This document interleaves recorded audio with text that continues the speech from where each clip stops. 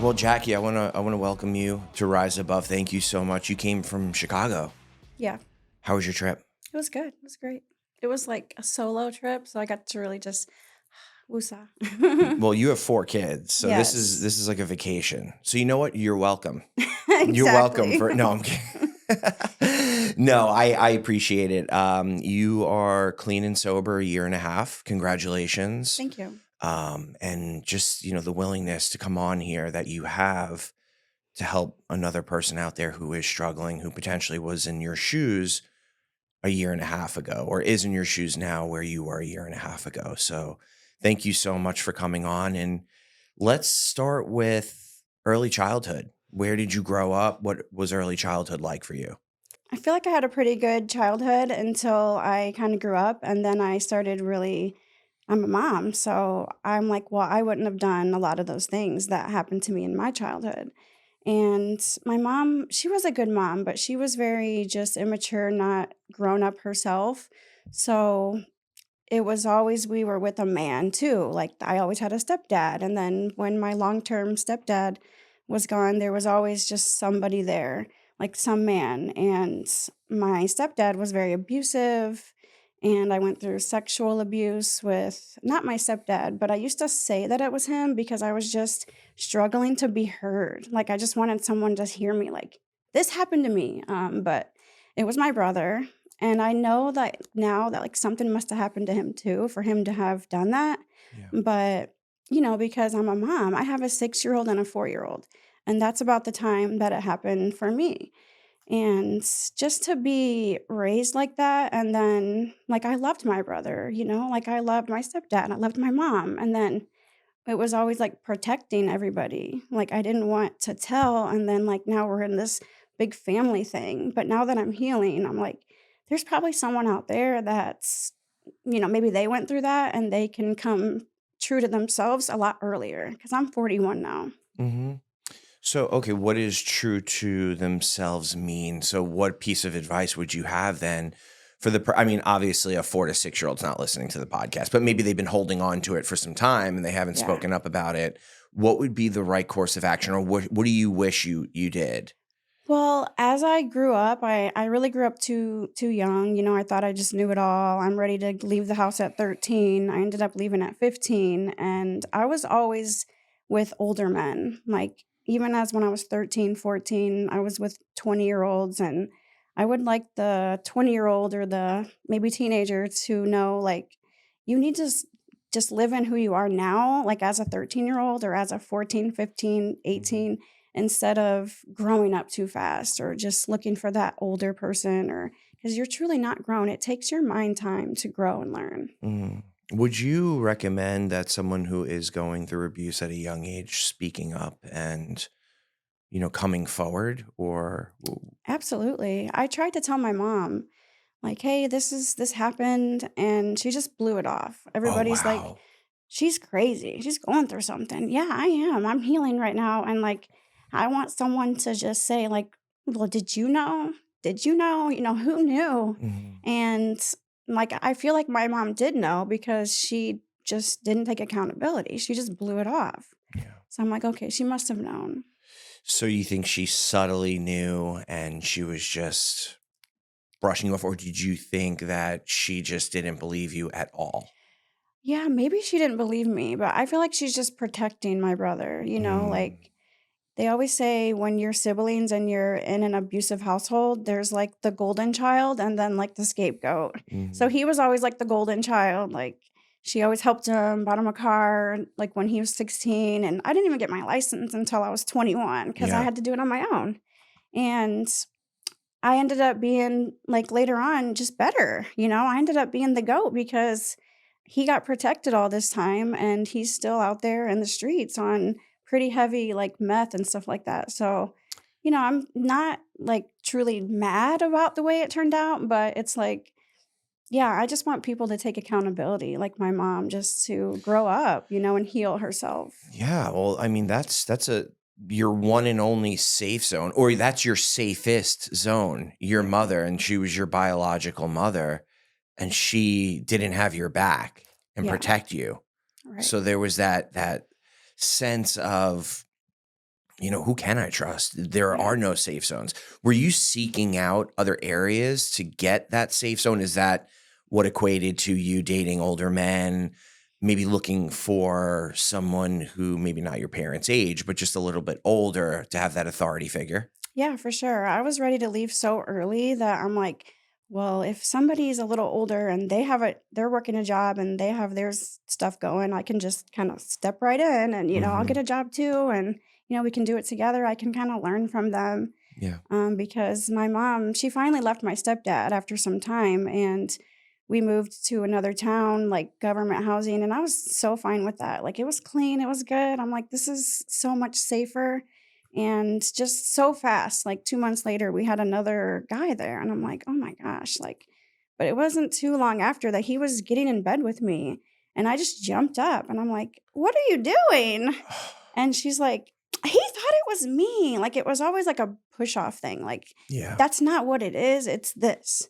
And Yeah. I'm just like, "Okay, well, that's not what it looked like?" Right. And then just making comments about, like, my boobs and stuff, like, "Oh, you're so gorgeous," and, "Oh, if you was older, I'd marry you," and, you really don't think of it, but that's grooming. So then I always just was, like, out of there, like, "Whoo, let me get out of this house, I'm gonna find my own way." Yeah. And no, I didn't know what the hell I was doing, but my brother was dealing drugs and stuff. He thought he had his way too, and my mom really just, like, got money from him, like, "Well, you have to pay now since you're making money, you need to help Mhm. out," and she was using drugs too. She'd get so mad at him sometimes if he didn't give it to her, then Mm. she'd, like, make him leave, so there was, like, this trauma bond with them, and, our house got raided one time, and I'm Can just you like, "What is can you happening?" tell us the story? I actually wasn't there when it happened, Yeah. but I just knew that, like, our house got raided and my brother had drugs and plants and stuff that he was growing, and I'm like, this is such a bad situation. I don't even feel safe that we're gonna keep this home." Right. And then we ended up not living in that home. My mom moved to another place and with a different guy that was around. And then I went to Chicago Job Corps. Well, first I left home when I was 15 and I started working at a dog food factory Mhm. and I moved in with these two guys, but there was no like sexual anything. It was just Mhm. like they were working, I was working, and I was paying bills. And I really got a chance to just kind of like get a taste of life, how hard it was. And I remember working at that factory that my brother had also worked at, and they didn't want to hire me. They're like, no, he messed it up. We don't want it was a small town. But then I was really good at what I did. It was just a factory, but I really put in hard effort there. And I remember my boss telling me, like, you and your brother are like night and day. You're really hardworking and you need to get back in school. You got a bright future. Don't waste your life here. And I really just like respected that. Like, if he didn't care about me as a person, he would have just wanted me to stay there. Right. So then I went to Chicago Job Corps. I was like, okay, I'm gonna get my schooling done and I really don't want to go back to school. I didn't feel like things were normal enough at home for me to just be able to go to school every day and like study and stuff. So I went to Chicago Job Corps and it was really fun. Like it seemed more of like a fun situation, but I did get my GED and I went to college. And back then it was computer technology. So Mhm. it was just like Word, Excel, PowerPoint, things like that. Yeah, of course. And then I graduated. I would leave, like, on the weekends, and I had to have my mom's permission because it was ages 16 to 25, but there weren't very many 16-year-olds. Like, I was one of the only 16-year-olds. So I always had to have her permission to leave, but a lot of my friends were older, in their 20s, and I would go hang out in Chicago, and that Mhm. was, like, my first taste of, like, city life, just Mhm. hanging out with people in Chicago. Yeah. So yeah. What were you doing? Were you going out to bars and, like, clubs, party what kind of partying were you doing in Chicago? I couldn't really go to bars or anything, but I would just go to people's houses. Like a lot of the people that were in Job Corps, they lived in Chicago. Okay. Or sometimes they were like the suburbs. We'd get on the train and travel. And I would just kind of hang out, we'd be drinking. Mhm. Just somehow we got alcohol and we would just be drinking and stuff. Yeah. So, okay, so you're with people who had goals and were, like, looking to pursue something, the Job Corps and, like, go on to college, etcetera. Yes. Okay, so yeah, and it's crazy because you're not old enough to get into bars, but you're drinking, right? And at that age, drinking was a thing. Like everyone did it starting at 16 until I was legally able to drink, but it was a social thing. And when at that point, then do you go on to college? You're in college. What do you said computer science you were in college for? Hey guys, quick update. Every Monday night, I host the Rise Above Recovery meeting. It's an open meeting for any addiction, alcohol, drugs, gambling, food, whatever you're struggling with, you're welcome here. To get the meeting link and weekly updates, just email me at kevin@riseabovepod.com and I'll add you to the list. Also, if this podcast has helped you, please like, subscribe, or leave a rating. It helps us continue to spread the message of hope. Lastly, if you'd like to go even deeper with Rise Above, check out our Patreon. Supporters get access to live interviews and can chat with guests after the interview. Thank you.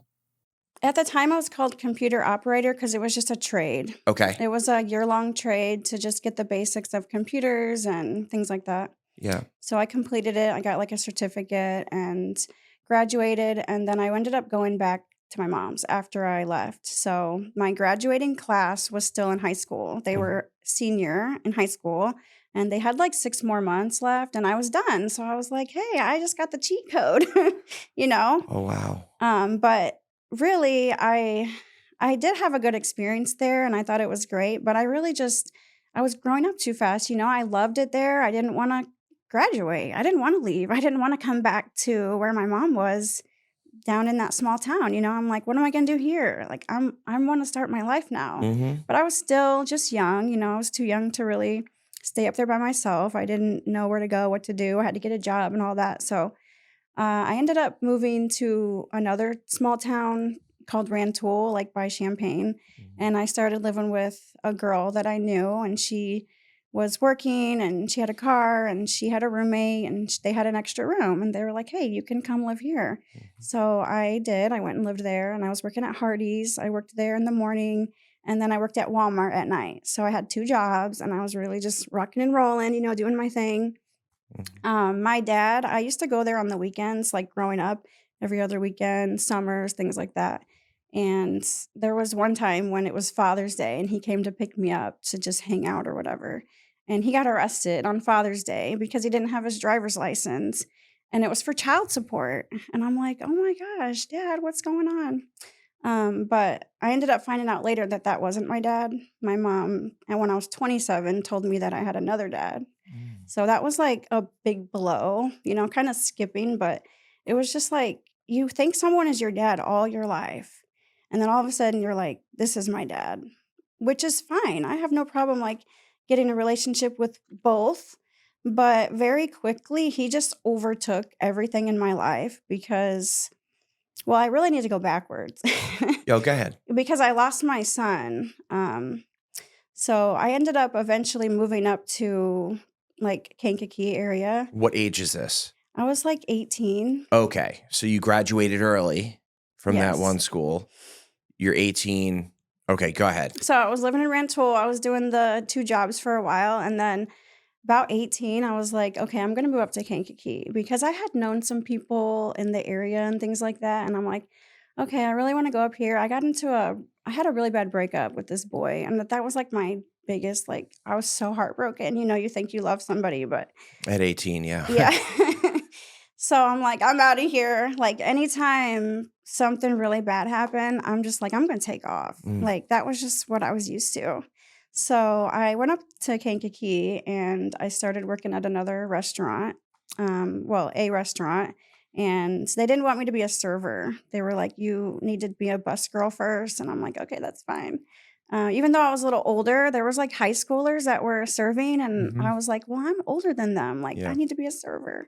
But no, they're like, "You got to start at the bottom." So I did. I started at the bottom, and I started renting this like basement area from the owner of the restaurant. It was like, here's the restaurant, and then there was like this building off to the side, and there was like this basement, and I'm like, it was fine, you know. It was enough for me at the time, and I got some furniture from Rent a Center, and I started doing that, just working and living there and just hanging out with people, meeting people, and drinking still. And I wasn't using like drugs at this point, just, kind of hanging out. Casually drinking, maybe Yeah. smoking weed here and there. At some point, I turned 21 and then I started bartending. I'm like, this is much faster money. It's better. So I started doing that, which it was hard to get a job as a bartender because you had to have experience. But Mhm.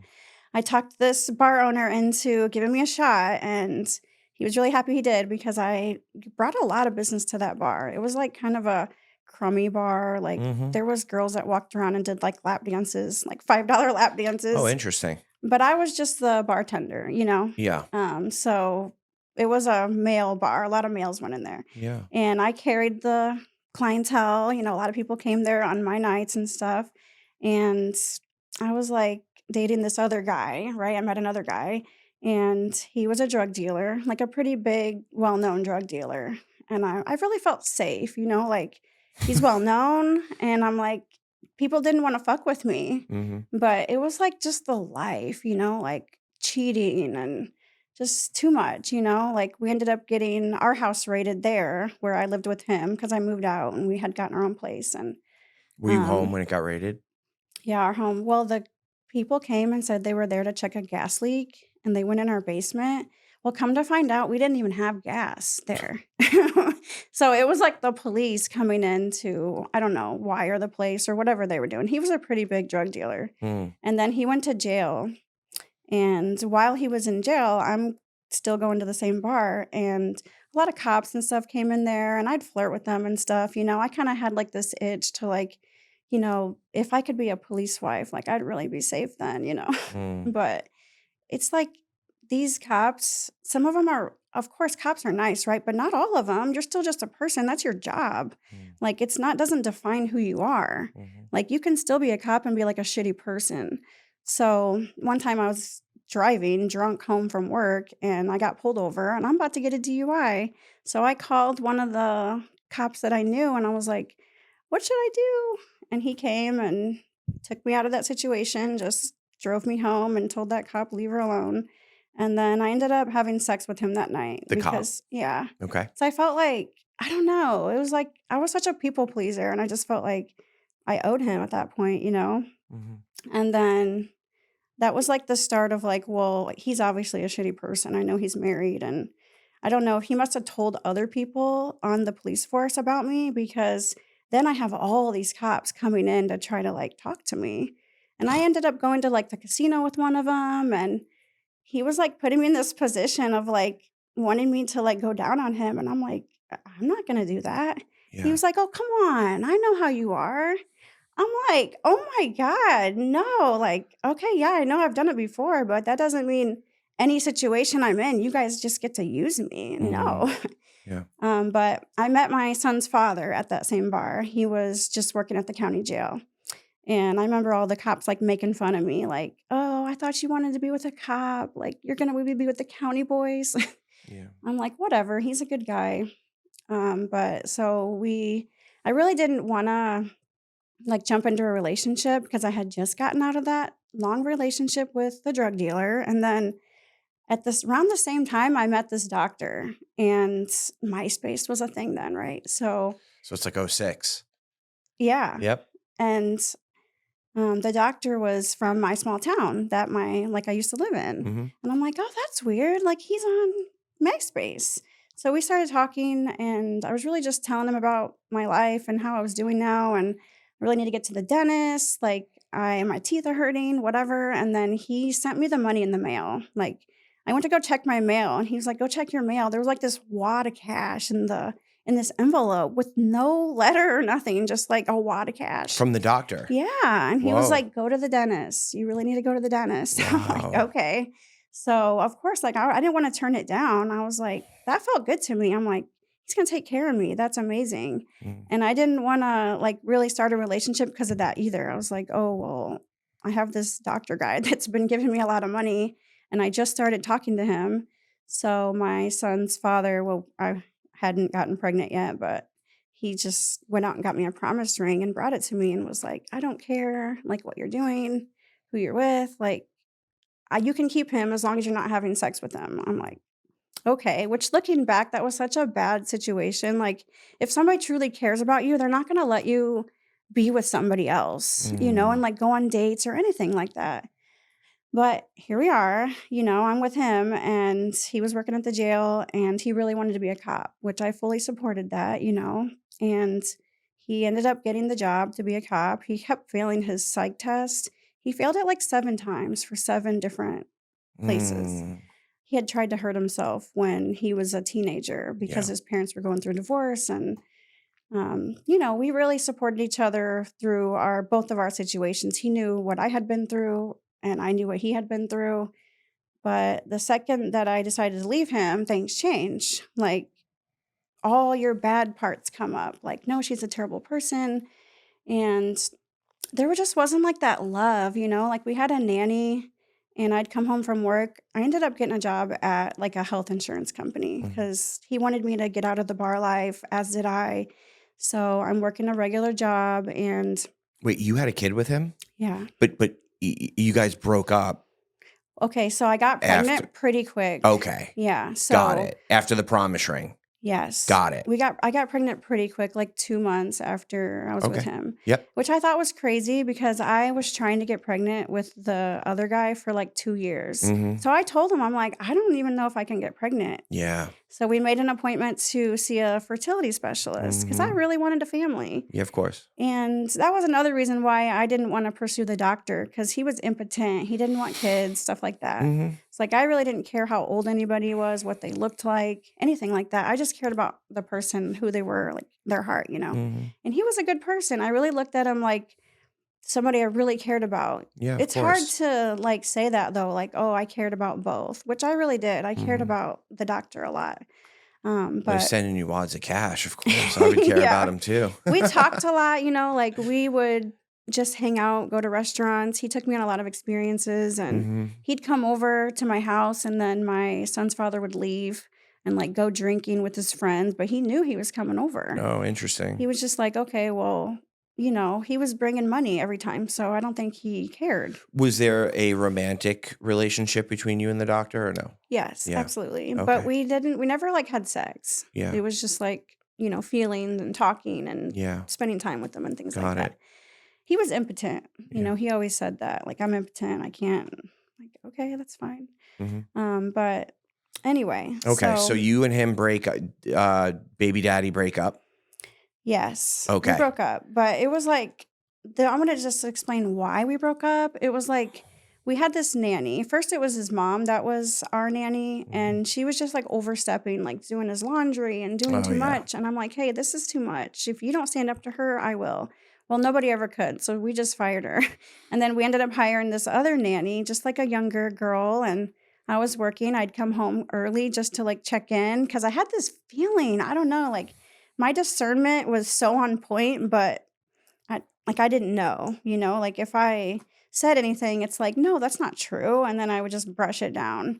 But I'd come home, he was working the night shift, he'd be up, sitting down with the nanny, like, playing games and stuff, just hanging out, and I'm like, "You're supposed to be sleeping, why do we have a nanny?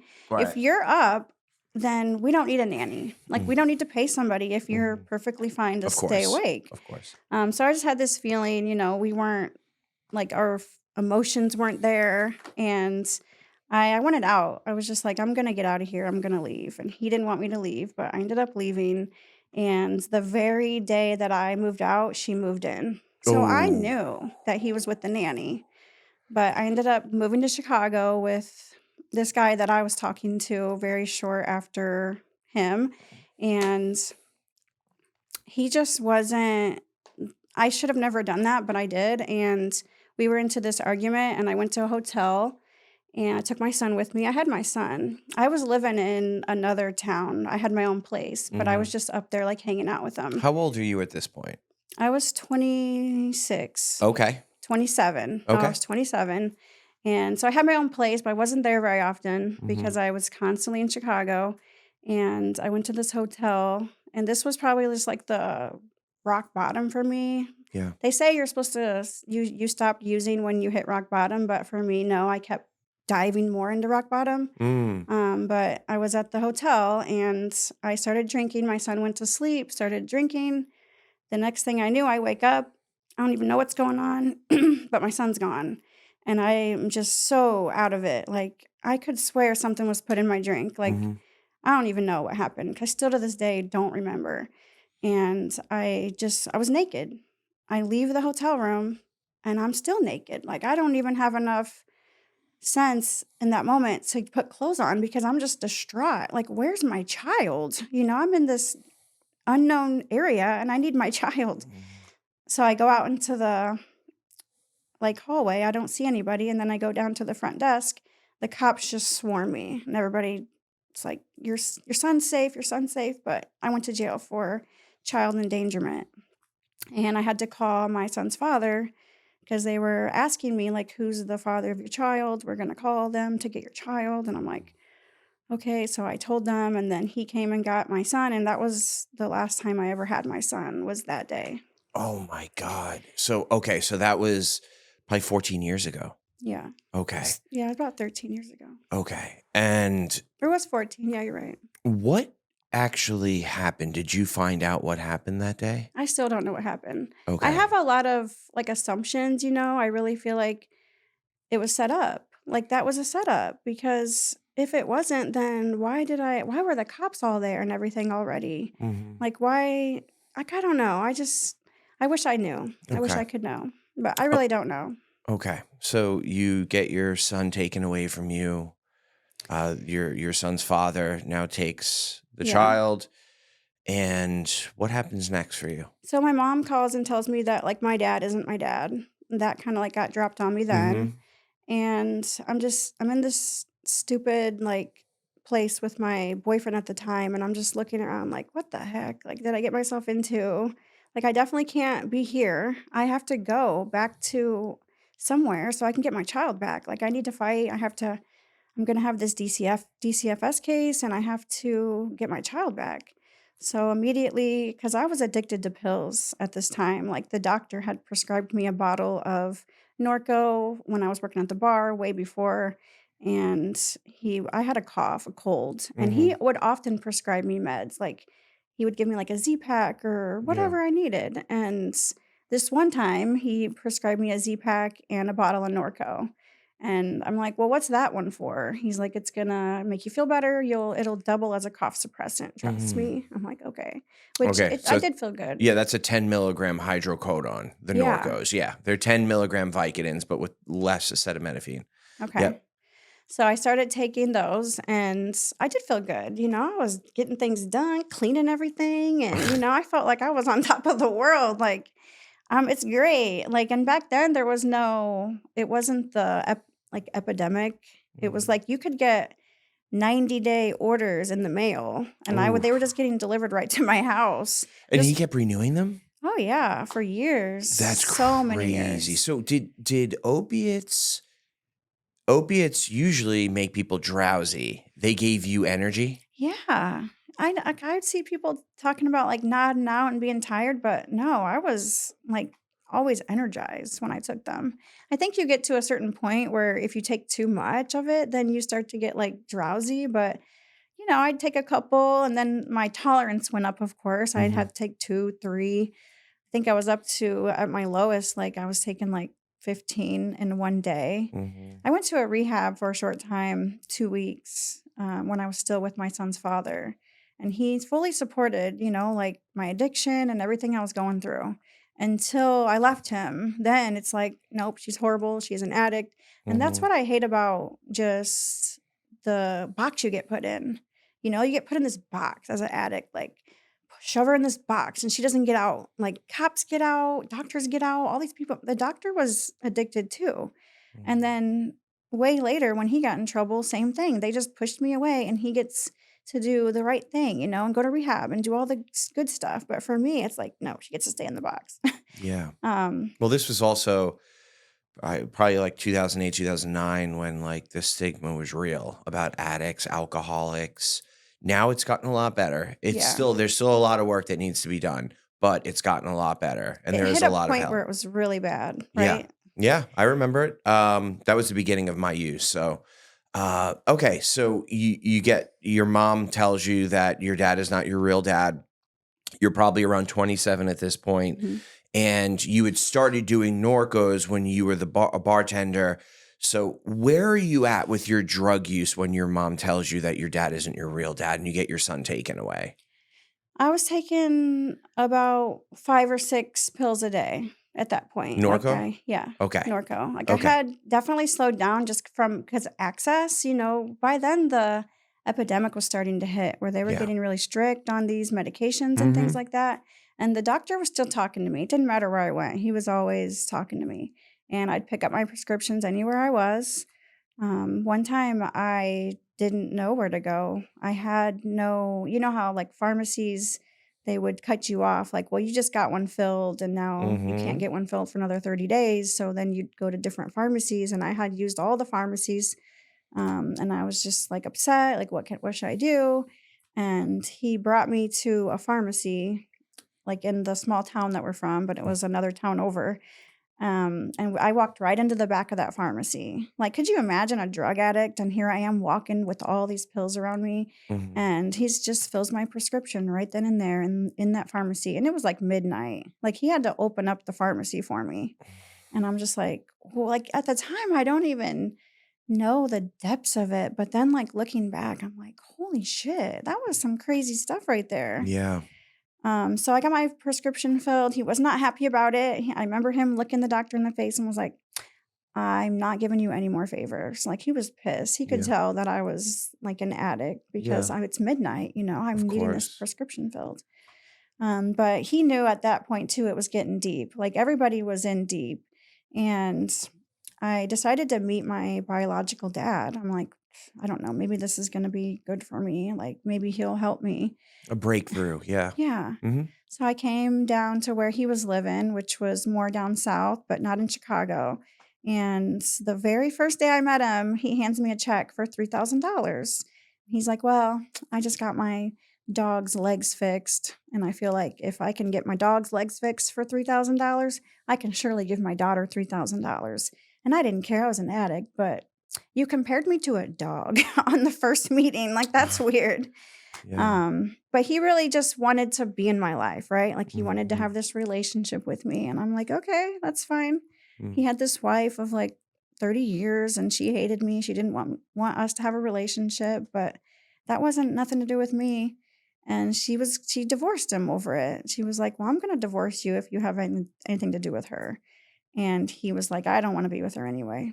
And I'm Oh, like, wow. okay. I don't know. But anyway, they ended up divorcing and I moved in with him. He wanted me to move in with him. But just a couple months in, I'm like, I cannot stand this. Like, I just didn't want to be there. There was like hair everywhere from the dogs and stuff. And I'm just like, I'm a grown woman. Like, I want to have my own place. How old are you at this point? I was 28. Okay. Yeah. So I decided to get my own place, like in the next little town over. It was kind of big, Champaign. And I just started living there. I got pregnant with my second son at this time, and I'm seeing my oldest. Like, it started off hour visits, and then I got weekends, but it was with a supervisor. Mm. And Bio Dad was the supervisor, which I don't know this man. Nobody knows this man. We all just met him, but he's my supervisor now. And Yeah. I'm like, okay. But it's like immediately, it's like this chain. I'm chained to him. I don't get to choose now to say, hey, I don't want a relationship with you. Mm. I don't even like you. Whose choice was it to make him the supervisor, though? It was my ex's. Well, but we all kind of decided together. I really didn't Yeah. have anybody else to do Right. it. It was Yeah. either that or I don't get to see my child, which I get I what you're didn't saying. need a supervisor. Yeah. That's the thing. Like, I was never going to harm my child. He got to order protection on me right away, which, like, you're a cop.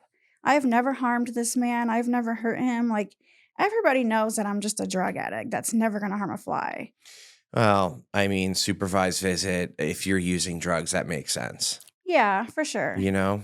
God forbid you left a pill around or you nodded off or fell asleep and, At this time, I was past every drug test, though. Like, I had a DCFS case, and I had to pass my drug test, and they were coming to see me once a month, Mhm. and everything was fine. Like, I have a thing for, like, if you're watching me, I'm gonna do what I need to do. Like, Mhm. I have no problem just kicking what I need to kick Mhm. during the time. Like, each pregnancy or if I'm on probation or whatever it is.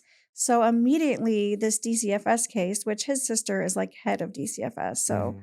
it wasn't fair from the jump, but I was passing all my drug tests. I got off papers with them. So I hadn't even relapsed until, well, this time around, I hadn't relapsed until I got off of those papers because I knew like I wasn't going to get my other son taken because that could have gotten my other son taken too, just by failing a drug test or whatever. Mhm. So I had passed all my drug tests. It didn't matter what I did. Like I could have been going to church every Sunday and been getting baptized. It didn't matter. Like they were just like, "Nope, that's what you I get did. it. Yeah, yeah, yeah. I'm gonna Yep. take your child." So it really, I just didn't know who I was anymore. What am I Mhm. gonna do? Like, I want to get my child back. But it just got drug on so long, like Mhm. 2 years. The case was still dragging on, and I ended up relapsing. I'm off papers from DCFS, and I relapsed again. What'd you start using? Heroin. Okay. I How did you're off drugs, how do you go straight to heroin? Oh my gosh, I don't even know. It was like you couldn't get pills then, right? Like there was Yeah, no access to that. right. But I did start using pills. That was what I first started using was the pills. And Mhm. same with the I got with from the doctor. Mhm. And then the feds questioned me and he got his medical license taken. Wow. And it was pretty deep. Like, I'm getting questioned by the feds, but I stuck up for him because I don't know. I guess somewhere deep down, I thought if I take his side and like have his back, that I'm going to get rewarded somewhere, like my Mm. loyalty. But that's definitely not what happened. His lawyer called me and was like, if you do care about him like you say you do, you'll just never talk to him again. Just Mm. leave him alone. And I'm Mhm. like, Mhm. okay, so I did. I just stopped calling him, left him alone. I have no idea what happened to him. People ask me all the time. They're like, "Whatever happened to him?" I'm like, "I have no idea." Yeah, yeah, yeah. So he's gone. I So, think how did you end up relapsing on heroin? okay, so I was sick from the pills and Oh, so you relapsed on yeah, I pills. relapsed on Oh, you pills. started on pills. Okay, then you get sick, Yeah. start detoxing a little bit. Yeah, and I'm just like, "Okay, what do I do now?" I have no access to the doctor. I have no idea what to do, and, um, you know, I'm not slow. I definitely saw people on the streets and stuff who were using, and I knew that that was a substitute. I knew that it was cheaper too, like Mhm. because I was buying pills too. Like, if I couldn't get them, I would buy them on the street, Mhm. and they were getting up to, like, $10 a pill, and they were just so expensive. So, I drove to, like, a gas station, like, a well-known, like, hood area that I thought would there'd be a drug dealer, and I just kinda sat there and waited, which I had police plates at the time. They said, like, police memorial, which was for, like, a police wife or someone that supported a police officer. And, like, nobody would mess with me. They're like, That's a cop. That's a cop." I'm like, "I swear I'm not." Anyway, I ended up finding somebody that just got in my car and drove me, like, around the corner to cop a bag, and that was my first time, and I spent $20, took it home. I had never used needles, not that I think that I'm better than anybody by No, any I get it, means. I get it. I had tried and asked people like, "Do you think I could do it like this?" And nobody would help me. I Yeah. didn't know how to do it, so I Mhm. never did. I just always snorted it. Took Mhm. it home, just snorted it all by myself. Didn't have nobody with me, no accomplice, no friend or nothing. I was always like if it's like a drug like that, like opioids for me, I was always by myself. Like I never Mhm. had like friends and stuff like that that I used with, except my mom. My mom was getting bottles of pills from the doctor too, just like I was. He was taking care of my mom and me. Mhm. So I ended up telling my mom about it. Like, hey, like she was going through the same things I was going through. And I told her, and like, if you wanna do it, like I'll get you some. So then here we are both doing it. And it would took me 10 months, which like, I feel like that's a long time, but it's really not. Like, from the time I started using heroin, 10 months later, I'm in prison.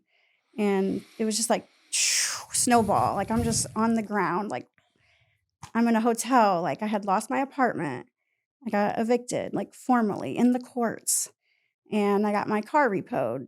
And my kids were gone. Well, I still had my second son, but it was just like I had nothing. And then here I go to prison. I had all my stuff in a storage unit. I'm trying to get my stuff back from storage at least so I can get like pictures and things like that. Nobody would help me. Bio dad was just like, I'm not helping you."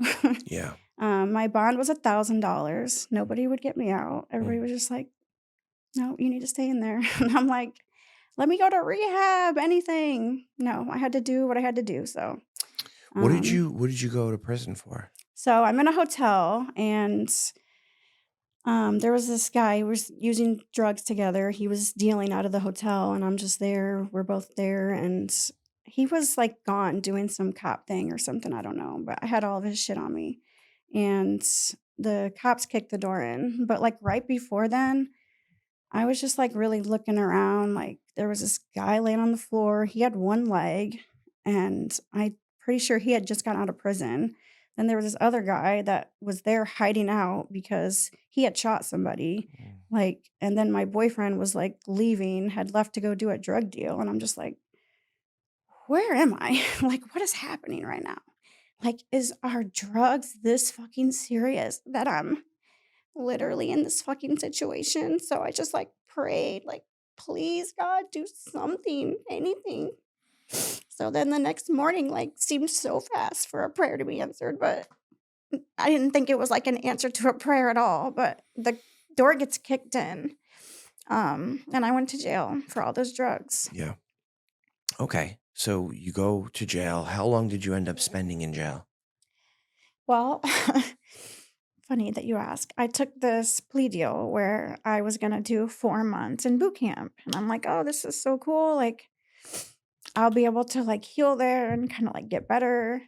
I was gonna have to shave my head and, like, it was, like, full, like, working out and everything, like, the whole thing. Like, I think there's, like, some classes or something, so, I took the boot camp, but it was, like, 6 years with boot camp. So, if you do the 4 months in boot camp and you can handle it, you'll just do 4 months, but if you end up quitting and, like, because people quit all the time, it's too hard. Mhm.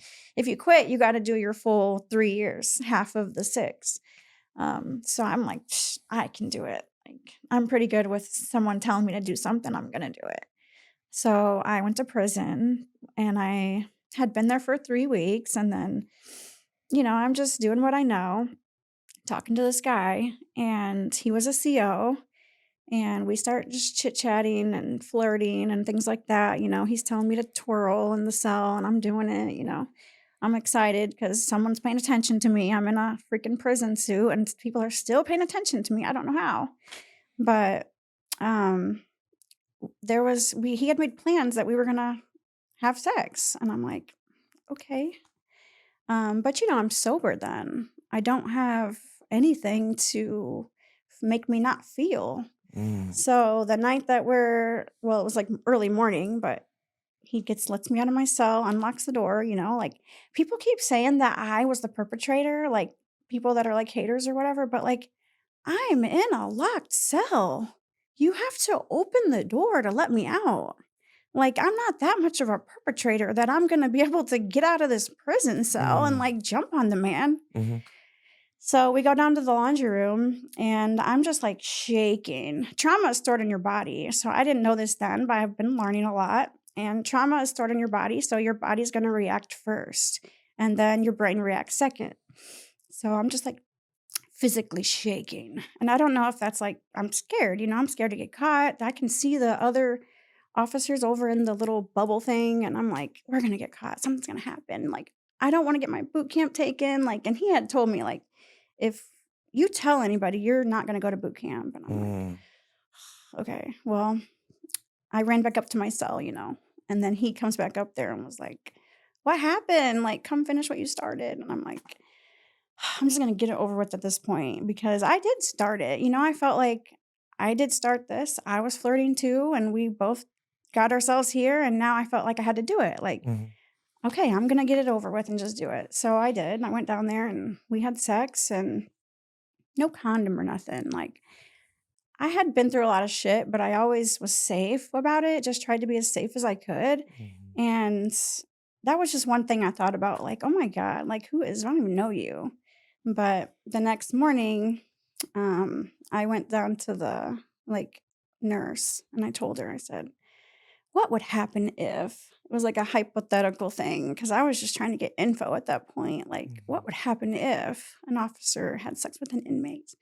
Well, they sent me to IA, internal affairs, and they're like, "Tell us what happened. We know something happened." People just don't ask that. So then I told the whole story, and at first they were really, like, sympathetic, like, "That's not okay, you're a victim, blah, blah, blah." So, I thought things were gonna be fine. I thought I was still gonna go to boot camp. But then they did, like, a rape kit and everything, which his DNA was found inside of me, and then this other officer came, like, from home, and he was so mad at me. He's like, "Do you know what happens when I have to get called here at 6 PM and come investigate? Do you know how many girls say that this happened to them? And I was just having dinner with my family. I don't wanna have to come do this." And I'm like, "Okay, I didn't ask you to come here." But, there was, like, the rape kit box, and he's like, "If this box doesn't show his DNA, Oh you're my gonna get more god. time. You're gonna get in trouble." Yeah. And I'm just like, "Well, he didn't, like, go inside of me, so I don't Mm. know how that works, I Yeah, don't yeah, of know if the course, of DNA is gonna course. be there or not," and I didn't wanna get in trouble. I didn't want more time. So, he wanted me to, like, just say that it was consensual. Mhm. Just he wrote out the statement, like, "So this all happened and you wanted to do it. It was consensual."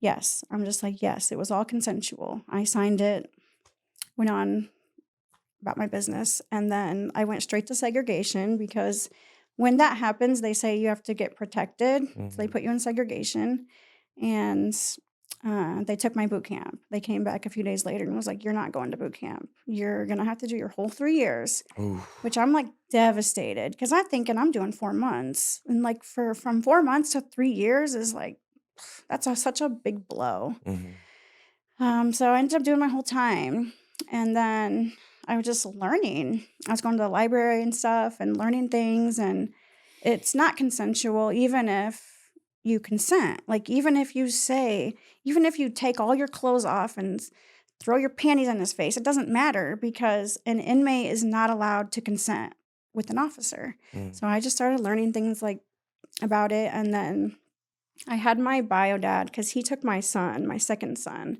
which that was such a blessing. Like, Of as much course. as I don't like the way he treated me as a daughter, I do appreciate the 3 years that he took my child, and my child didn't have to go in the system. I was really Mm. happy for that. He ended up helping me, like, find some attorneys. Yeah. I had some attorneys calling me, and they were harassing me all the time. I was in segregation all the time, like, Mm. for little stupid stuff, like, stuff I wasn't even doing. There was a time where I was there for 10 days, and it was for sleeping with another officer, but I didn't do anything. I had no idea what they were talking about, and they're like, every day just coming down there like, "If you tell us, we'll let you out," and I'm like, "I don't have anything to tell." Like, I really think that people were just running their mouth saying things about me, just, like, Mm. getting me in trouble. Because as soon as there's an investigation, they have to put you in seg, that's just, like, the protocol. Yeah. And they say that you're not supposed to, like, nobody's supposed to know about it, but everybody knew. Like, as soon as I Mm. came off that bus by myself, they knew something happened. Yeah. There was, like, one time where I was walking into the unit and all these girls were, like, clapping, "Ah," and I'm like, "What?" Like, but I was just known as, like, the prison whore after that. "Oh, Ugh. yeah, she's fucking officers," and whatever. But, yeah, I did my time, I did my 3 years What was the craziest thing that you witnessed in prison? in prison. Um, I would say just the way that people are treated, like, you're not people, you're just like, you're in that box, like, you're Mhm. just nobody, and segregation is really hard because you don't even get to take showers, Mm. and it's like every 3 days you can take a shower, and there's people literally, like, on the floor, like, moaning and crying and, oh, like, that's like, I don't know, you don't wanna hear that. You're trying to do your time, and it's like we start talking to each other through the vents and stuff because you just wanna get through it, but I would say that's probably just the craziest thing. I really didn't see too many fights or anything. Yeah. Okay, so you get out of prison. What do you do next? And how old are you at this point when you get out? Um, Probably like I was 32? yeah, I went in when I was 30, and then I got out when I was about 33-ish. Mhm. I think I just turned 33. Mhm. But I didn't wanna go to my bio dad's house. I was just like, "I don't wanna do this." I ended up going to work release, So they stopped harassing me because I had lawyers coming, and then they started treating me really nice, like really good. I Mhm. went to the unit where they have like carpet and microwaves, and I got to see my kids. My kids were only 30 minutes from the prison, so my bio dad would bring them, and then they'd stay for 6 hours, and I got to really be a mom there. Like Mm. they'd sit in my bed and watch my TV and eat my Mm. snacks and stuff. But I really just didn't wanna go to my bio dad's house, so I was at work release, and I had a job already. I had saved up, like, $10,000, which is amazing for somebody getting out of prison. You usually don't have anything. You have to start from the bottom, Mhm. but I was so lucky to have gone to work release. I spent my last year there, and I was just working and saving as much as I could to get out and, like, start my life over. But I just desperately didn't wanna have to start from the bottom, and I knew going to my bio dad's house, there's nothing in that town. It was just like a gas station, which was, like, what he wanted, was for me to just drive my bike to the gas station because didn't have a driver's license at the time, and just do that and be under his thumb forever, and I just Mhm. didn't wanna do that. Like, I could tell, like, I always would tell him, like, "I just don't feel like you're on my side, like, you're not a father, like, there's no emotion, it's like you just wanna keep track of me, keep Yeah. tabs on me and stuff." So, but he would always call me crazy, "It's in my head," Mm. whatever.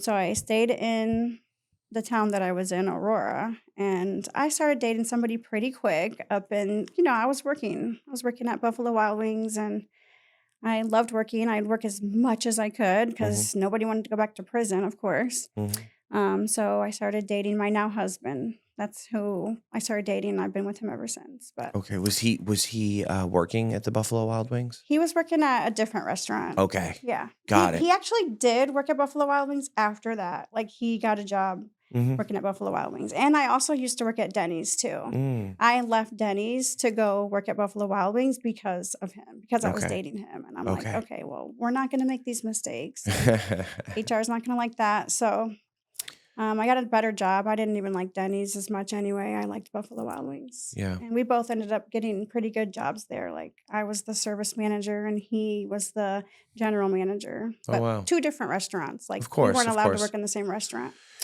Is he recovering? Does he have any, like, substance abuse? Okay, so he's a normie. Yes. Okay, that's awesome, and he fully supports you, like, your sobriety at this point, you're out of prison. Now, were you able to stay clean and sober through prison? Oh, yeah. Oh, wow, Yeah. okay. Which is kinda tough, right? Because if you wanna get drugs in prison, you can. I never saw drugs in prison. Okay, I've heard of people here and there that had them, but it was very rare. right. The one girl that I heard of having them, like, she was gone pretty quick. They had to Yeah, send her back to the other prison. Because okay, when that happened with the officer, they moved me to this low minimal prison, pretty quick. Like, okay, you had to get moved for safety reasons and stuff, so okay, so you're now with your husband. What year is this roughly? 2018, I got out, 2018, you got out, and I was on parole. and then you marry him fairly quickly. No, Okay. we just got married 2 years ago. Oh, okay, congratulations. Thanks. 2023, you guys got married. Yes. That's great. So you had this foundation then for 5 years that you guys built together. Yeah. And you have 2 kids together as well, right? Yes. That's amazing. Um, okay, so you're out of prison, it's 2018, you're staying clean and sober, but then a year and a half ago, you have a slip up. What can you walk us through what had happened? Yeah, sure. So me and my mom have a trauma bond, and I hate to like, because I love my mom very much, and I hate to like talk about her. I feel like she has should be telling her own story, but it's true. It's part of my story. It's Mhm. I don't know, but she's on methadone, which is a Mhm. drug that you take to not take opioids, and she's been on it for several years. And my cousin was like getting it from her, and he ended up passing away, not from that, something else, but it was just coincidence that Mm. she now had these like extra that she was trying to give off to somebody else, and she didn't charge me or anything, but not yet, not right away, but in the beginning, it was just like, take it. I'm a grown woman. I don't have to do it, but I did. It was like at that point, many years have gone by and everything's going very well. And I think that's the problem, is that once you stop recovering out loud and talking about it, or just even you don't have to recover out loud, but once you stop talking about your recovery, you get comfortable. You get just used to life and you're like, nobody's gonna know, you know? Mhm. So I'm like, wow, what would it feel like again to just do it and I'll get some energy and get some things done. I did have all these Oof. kids, had 3 kids at the time. And, my bio dad sold his home and left his job of 30 years to move up by me where I was Mm. in Aurora. And I'm just like, ah. But I was fighting this case to get the supervisor taken off. He's still the supervisor. I'm Mm. like chained. Um, I So you had got a that. you had great things going on in your life, but you built this big life now at this point, and you have Yeah. a lot of there's some chaos going on as well. Yeah. That happens when you build a bigger life. When you get sober and clean, your life gets better. Yeah. It improves significantly. You get married, you have more kids. How actually, no, yeah, you had your kids then at that point, your 2 kids. Yeah. Things were going really Things were good. going great. So And then, good of course, you're for trying many to years. break the father supervisor thing off so that And I you got can it now just taken watch your off. kids. You get it taken off. You have a lot of things going on. And in sobriety, and you talked about recovery, if you stop recovering out loud, um, you kind of you sometimes forget. I had a relapse after 3.5 years. I was still recovering out loud. I was still going to meetings. There were certain things that I wasn't doing, um, and taking my will back, not implementing a higher power, stopped making amends. I had amends that I did not make, and I knew I didn't make. I was scared to make them, and just kind of pump the brakes on them, and I pumped the brakes too long, and I was like, "Wow, my life is really good in just 3.5 years. Yeah. I can go use one time. Why not? Yeah. I'm not gonna go back to the way I was." Well, that did not happen. It was way worse than what it was before. So we build this beautiful life in sobriety, not using drugs, not drinking, and I mean that's what's going to happen if you stop using drugs and drinking alcohol. Yeah. And I got complacent and forgot what it was like, and it's not a disease. I'll be fine, and I can relate, and I know a lot of people can. So, Yeah. how long do you use for? Let's see. It was about 2 months or so. Okay. It took me pretty fast again. Like I started off just taking one every day after that. I'm to the point where I'm doing her dishes, like 2 sinkfuls all the way down the end. I'm doing all these dishes for one time just to do it one day. And I'm like, okay, this is it. I'm done with this. I was building this platform, recovering on my platform, but I wasn't doing the steps. I wasn't going to meetings. I wasn't doing anything else. I was just talking about my recovery on the platform, which I loved it. Are you allowed to talk about what kind of platform it was? TikTok. Oh, okay, Yeah. cool. So, okay, yeah, you were spreading the message of hope on TikTok and other socials. Okay, Yes. got it. And I started seeing other people that were doing it. And I'm like, wow, I've always been so ashamed of like losing my son and all these things, especially when you're dealing with like cops and doctors and things. Like it's so shameful, like to lose Mm. your child and things. So I'm like, oh man. But I really got hope from other people. Like, wow, she's doing it. He's doing it. They're all doing it. And I Mm. started just sharing my situations. And then I'm pretty quick, like 20K and then 50K. And then my son's father, I got the supervisor taken off. I'm like really into myself, like, yeah, this is going great. And then that got taken off. And I'm like, yes, I So you're won. becoming a pillar in sobriety too. Yeah, and then I had the relapse, and I'm like, "Oh, I didn't wanna tell nobody."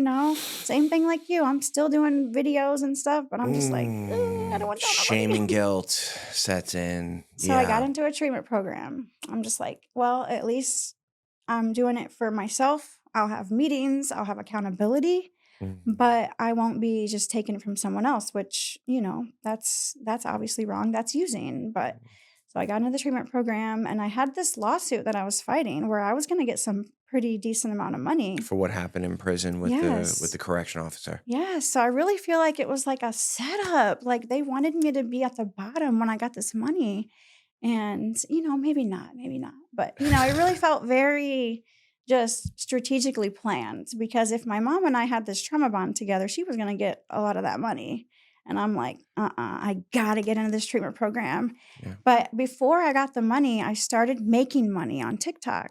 Like I got up to like 200K, and then TikTok shop started. And I had made some money on there, but it was just like a Nothing little bit. crazy. Yeah, a little Yeah. bit. Nothing crazy. I was making like 10 grand a year, maybe 15 grand a year Mhm. on social media. But then TikTok shop started and I made 80 grand that year. I'm like, what is happening? Oh, Like, I'm wow. making really good money on here.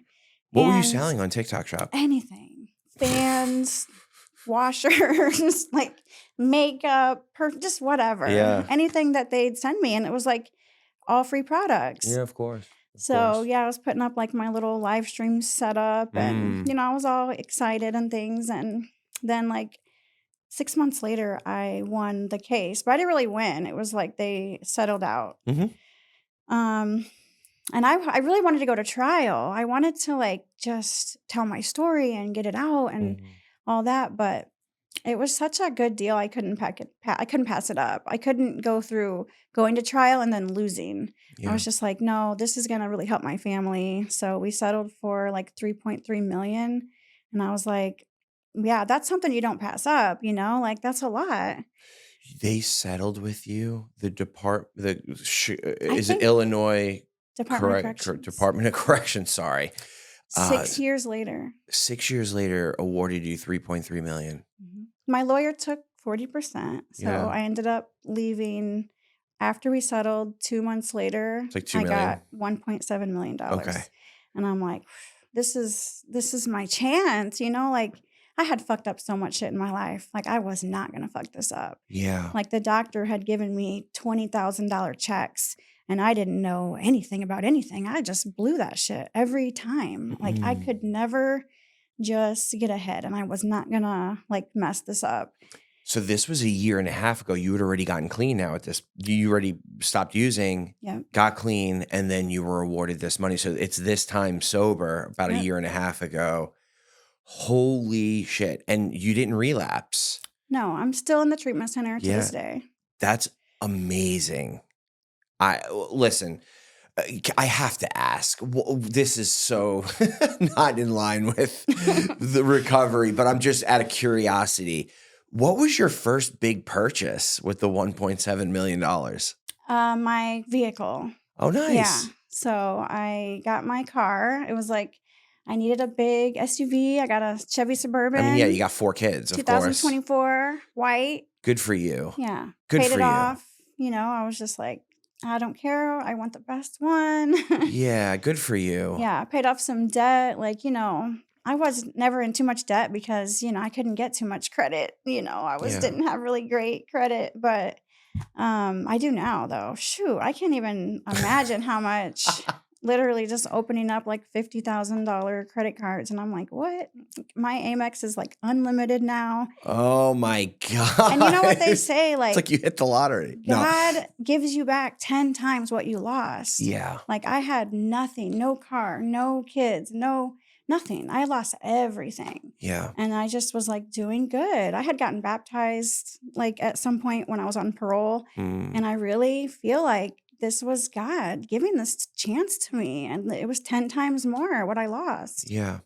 I do want to say I was laughing before about like it's like you hit the lottery. But I want to just really quick go back and you had told the story about what had happened with the corrections officer, and I can relate to you in the sense that you were using drugs, you go to prison, and then drugs are taken out, right? Like Mhm. with addiction, there are symptoms. Symptoms could be using drugs, drinking alcohol, gambling, sex, Mhm. eating, overeating. It could come out in a million different ways, Yeah. right? You hadn't done the work on yourself yet, and you were locked up. A lot of people go to rehab and have a rehab romance. Like that happens all the time because people are now clean and sober. That's ripped out of their lives. And it's like, I don't want to sit with these feelings. Mhm. I need to numb the feelings. And you were the first to admit it. That was the first thing you said. Mhm. I was sitting with these feelings. I didn't want to feel the feelings anymore. So I was flirting with the corrections officer. Yeah. So I appreciate, I love that you took that accountability. But I also want to say that you're in a very vulnerable position. Yeah. You're not only in prison for the first time, you're also clean and sober for the first time in a while, Mhm. and you're in a vulnerable position. Even though, yeah, you had said you went up and then went back down, like, I get that, but still, Yeah, it's there's that power dynamic as well exactly. because those correction officers are watching you 24/7. If they wanna make your life miserable, they could. Yeah. So I do wanna say I really appreciate you being honest and you taking the accountability from your end with the flirting and whatnot.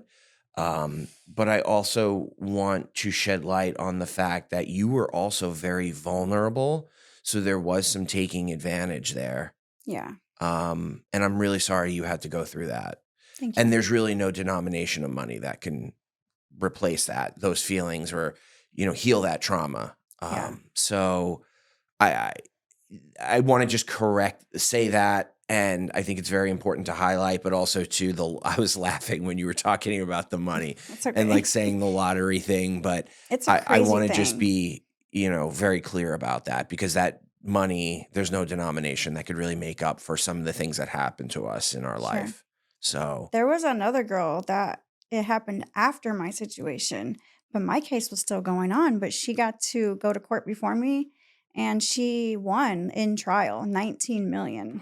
And I really feel like that was kind of their sign to go ahead and settle with these other cases that they had going on, which there was not just me. This was a very well-known thing that was happening in this prison. And I think she's still like fighting. They appealed it and all that. So I did not want to go through that. My family was listening to this for 6 years. Yeah. Not all the time, but off and on. I was just really ready to get a new start. So I started real estate investing, Good and for that's you. what I do now. I flip houses. That's Yeah. the smartest thing that you could do. A lot of Yes. people get money like that and they just blow it. Um, you had talked about whenever you had money, you were blowing it in the Mhm. past.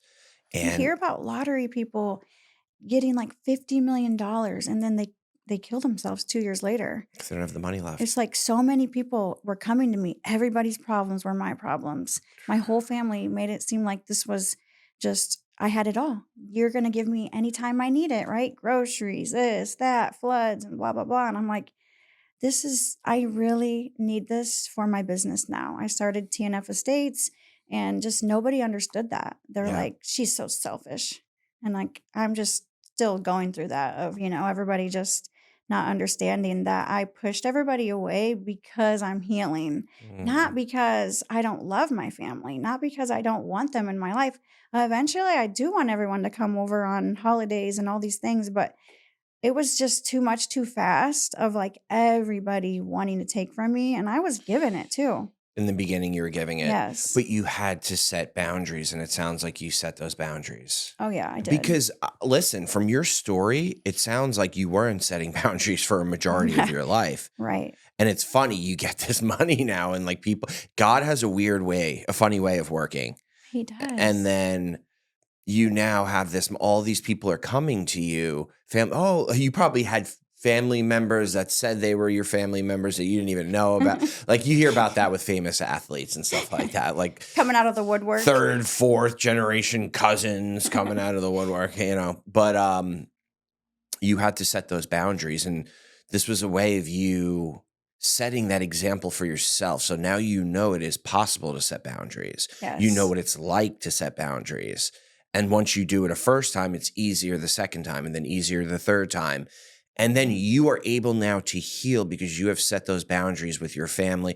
I mean, it's no offense. It sounds like your mom's pretty toxic, potentially your biological dad. So setting those boundaries is it's life-changing. Yeah, it really is. And I feel like God, like, separates you from everybody for a period of time so you can grow and heal and be strong. Mm. And sin separates you from God too, which I really didn't. I just always thought, well, if I believe, I'm okay, get baptized, I'm all good. No, like you really have to live each day just trying to do the right thing and stop, like, not sinning. We're not perfect, of course, like, Right. we still sin. I sin every day, everybody does, like, there's so many things that are sins, but if you're sinning and sinning and sinning that much, like, you're gonna be pulled now from God, and then I feel like God protects me from those people, Mm, and, if you do that, you're crazy, you're in a spiritual psychosis, but no, I really believe in my faith today. yeah, that's amazing. Well, Jackie, I want to thank you for coming on, getting vulnerable with us, being honest, the accountability.